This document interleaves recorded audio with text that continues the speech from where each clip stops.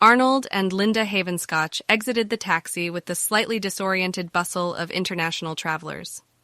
Dressed in khaki, they rolled their luggage along the Panamanian pier, toward the awaiting ship. The Victorian ship towered over the pier, topped with 4 smokestacks, longer than a football field, painted black and beige with intricate detailing around the exterior. No detail was spared. It's so hot. Did you bring your sunscreen? Linda asked. Yep. Arnold replied dryly. I hope they have some food when we board. I'm starving. Linda groaned. I read in the brochure that they have a welcome buffet. Arnold and Linda approached the gangway. 2 men dressed in Victorian suits greeted them. Mr. and Mrs. Havenscotch, the one man said in a British accent, "We've been expecting you," which seemed appropriate for something someone would say about 100 years ago. Arnold held out his phone, displaying their boarding passes, and the man scanned them. "Head on up. Enjoy your cruise," the man said as he and the other man nodded. The Havenscotches entered the dining room as the other passengers bumbled excitedly. A Norwegian man shouldered up to Linda in the buffet line. "Are you nervous?" he asked. Not really. Linda replied casually. This was his idea. Linda said, nodding in the direction of Arnold, who was carefully pronging some roast beef onto his place. I'm just here for the ride. The dining room was floored with marble and chandeliers hung above. Following their meal, the Havenscotches were escorted to their room, along the gilded hallways with beautifully carved wooden railings and moldings throughout. "Your room," the bellhop said, motioning his arm gracefully. "A friendly reminder that your orientation will begin in 20 minutes. It is absolutely mandatory," the man said before exiting. 2 wristbands sat on their room's dresser with the Havenscotches' names labeled and a note to don them immediately. Arnold flopped on the bed and began flipping through the TV channels as Linda unpacked. Why are you putting your clothes in the drawers? He asked. I want to be comfortable, just relax. She said. I'm sorry, hun. He replied.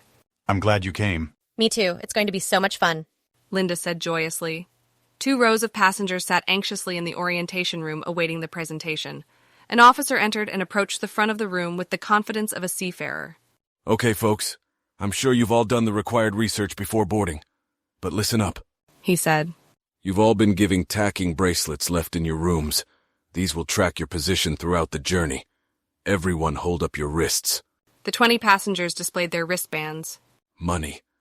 Now you are all standard passengers, meaning you are not permitted below deck at any time. If you do pass below deck, your wristband will sound and we will be alerted. You will notice there are no doors on the ship, so please everyone respect everyone's privacy.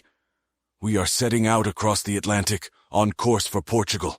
The ship will go down at any point along the journey, and your wristband will begin sounding when it does.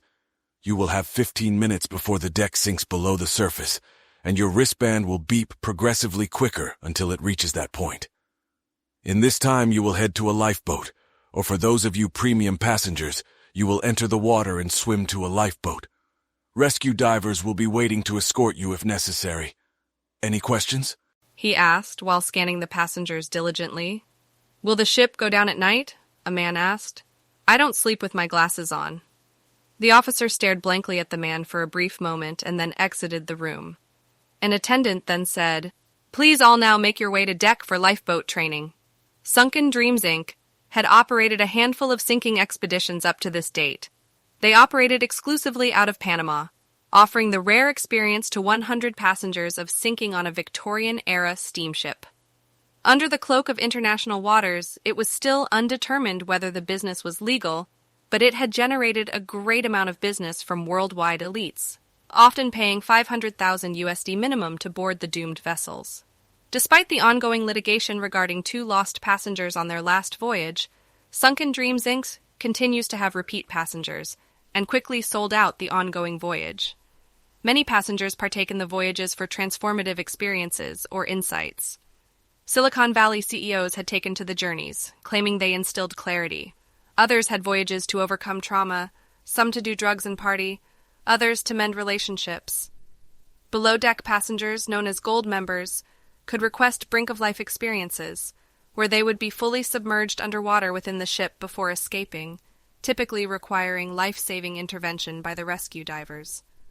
Arnold and Linda were still in bed on the morning of the 3rd day of the voyage, when the ship made a deep groan, like a mythical sea creature making its presence known. The Haven Scotches were snapped out of their grogginess as their wristbands began beeping. Ooh, they wanted to hit us when we were drowsy. How exciting! Linda exclaimed. Water had already begun seeping down the hallways, and many passengers had passed the Haven Scotch's doorway on their way to the lifeboats. Arnold remained laying, groggy in bed, rolling and making no concerted effort to escape. Do you think we have time to pack our clothes, hun? Linda said. Come on, if you don't hurry, you won't even get your phone out of here. Arnold groaned and finally rose from bed. The ship began tilting dramatically forward. How much time do you think it's been? Linda asked. I didn't think there would be this much water at this point. Oh my God, it's cold. She yelled as she stepped in the hallway. The water was a few inches deep, and they'd have to climb a hallway that now looked like a hill in order to get to the lifeboats. Arnold sat on the bed and put on his glasses and clothes and made his way out with Linda. Linda began to panic as she struggled to gain her footing on the slippery carpet of the hallway. Arnold linked arms with her and led the way, inching up the hallway as he pulled them both along by grabbing onto light fixtures or the decorative wooden moldings. It was quiet now. No other passengers were in sight. The wristbands were beeping faster. After minutes of struggle, they made it to the ballroom and were now close to the lifeboats. Looking back down the hallway, the water was now flowing forcefully in. Oh my God, babe, you saved me. Linda said. Arnold smiled softly. Linda, can I tell you something? He asked. Sure, babe, what's up? But we should probably get going. I don't want to have to swim to a lifeboat. I think we should split up. He said. What now? But we're almost there. She replied. If you want to milk this some longer, go ahead. But I'm getting on a boat. No, Linda, I mean our relationship. Linda's jaw dropped and her eyebrows raised. She looked at him in shock. There was a long silence as she waited for him to say something else or wake her up from the dream in which she had heard what he just said. You mean a divorce? She said, and again paused, scanning her immediate surroundings to confirm her reality. Yes. He replied. But what about our kids? She asked. You're doing this now? You brought me on this fucking thing to do this? Now? Are you serious? This has to be a joke. This wasn't planned, Linda. It just came to me this morning in bed. We don't have the connection that we used to, and I don't want to waste any more time pretending that we're okay. Arnold said. The ship now began listing to the starboard side, and the water was rising to the Haven Scotch's knees. Waste any more time? Linda said. We can sort all this out when we get back to land. Arnold said. This can't be fucking real. What the hell is this? Linda said, exasperated. As the Haven Scotches stood in the dilemma, a rescue diver in full scuba gear and flippers came flip-flopping toward them down the hallway, grumbling behind his oxygen mask and shooing them with the backs of his hands toward the lifeboats. You're fucking sick, Arnold. I hope you sink and die with the fucking barnacles or whatever the fuck. Bye, Linda. Arnold said as she stormed off. Arnold stood still in the empty ballroom until the disgruntled rescue diver approached and yanked him toward the exit. The Haven Scotches sat opposite each other on the lifeboat draped in blankets, as a stewardess handed out champagne.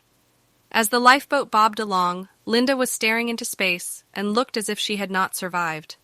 Arnold looked sick with anxiety.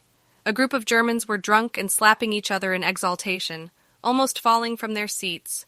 A cute young couple were huddled and smiling under a blanket. The Norwegian man from the welcome buffet was sitting next to Linda. He leaned into her and asked, "How was your trip, madame?"